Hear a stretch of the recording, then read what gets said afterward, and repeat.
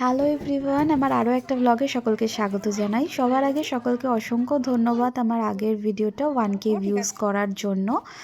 আর এই ভিডিওটা হচ্ছে আমার বউ ভাতের বা রিসেপশন যাই বলো সেই দিনকার ভিডিও। তো ওদের ভাত কাপড়ের অনুষ্ঠান আগের দিন যেরকম বললাম যে হয়ে ওঠেনি বলে রিসেপশনের দিন সকালেই ওটা করা হয়েছিল, মানে দুপুরবেলা।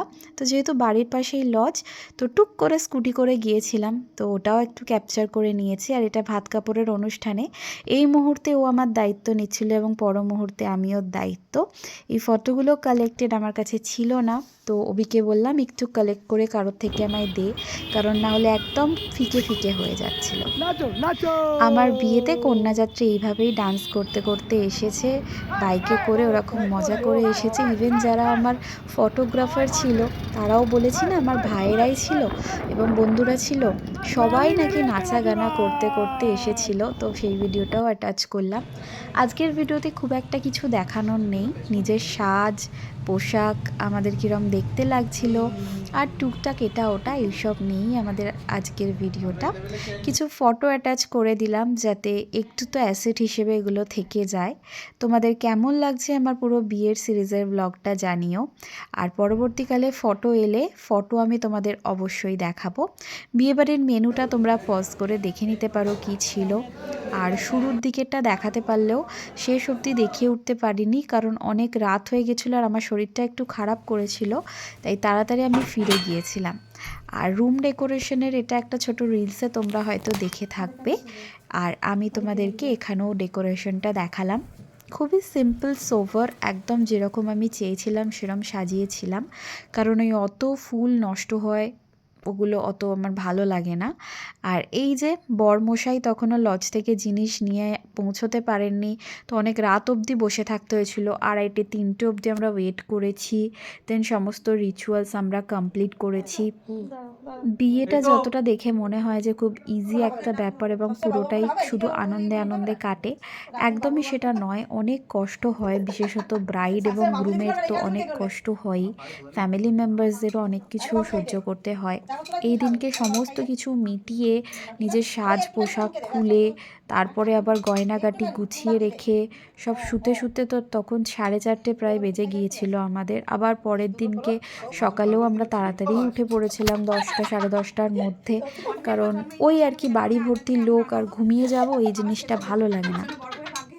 আর এই সময় দই চিড়ের রিচুয়ালস নিয়ে একটু গল্প করছিলাম আমরা, যে রিচুয়ালসগুলো কেন আছে। হয়তো খাবার শেষ হয়ে যেত আগেকার দিনে, ওই জন্য বর বউকে দই চিড়ে খেয়ে শুয়ে পড়তে হতো, সেই থেকেই ওই রিচুয়ালস এসেছে। যাই হোক, যে যেমন তেমন প্রকারের রিচুয়ালসগুলো করে তো ছিলাম। আর আমার সাজটা তোমাদের কেমন লাগছে জানিও, ফুলের সাজটা আমার তো বেশ ভালো লেগেছে।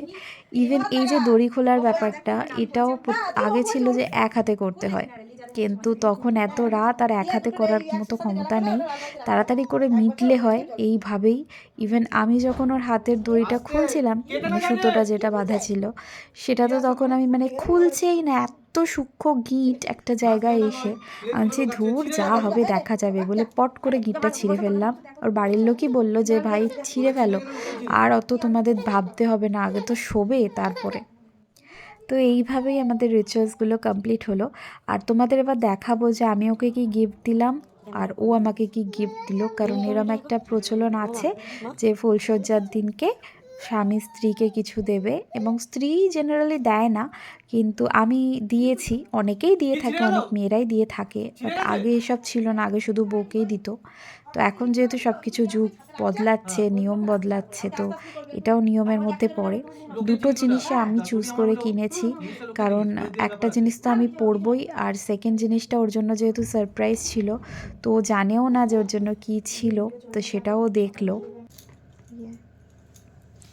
এবার দেখো, দেখলেই বুঝতে পারবে কত কিছু গয়নাগাটির বাক্স ছড়ানো, মানে অলরেডি জাস্ট আমরা ওয়েট করছি যে এই আমাদের গিফটটা আমরা দেয়া নেয়া করব, এবং তারপরে এই সমস্ত জুয়েলারিসগুলো খুলে রেখে প্যাকিং করে দেব, যাতে সেগুলো লকারে পাঠিয়ে দিতে পারি, এবং সব পাঠিয়েও দিয়েছি অলরেডি। এই আর একটা হেডেক থাকে বিয়েতে, যেহেতু সোনা দানার অনেক গিফট পাওয়া হয়, অনেক কিছু জুয়েলারিস বাড়ির তৈরি করানো হয়, সেগুলো যতক্ষণ না সেফ জোনে পৌঁছচ্ছে ততক্ষণ একটা প্যালপিটেশন চলতে থাকে। বাড়িতে থাকা মানেই হচ্ছে টেনশন। যাই হোক, এরপর অষ্টমঙ্গলা ব্লগ নিয়ে আসছি, আর এই ব্লগটা কেমন লাগলো জানিও, ভালো লাগলে লাইক শেয়ার সাবস্ক্রাইব করে দিও।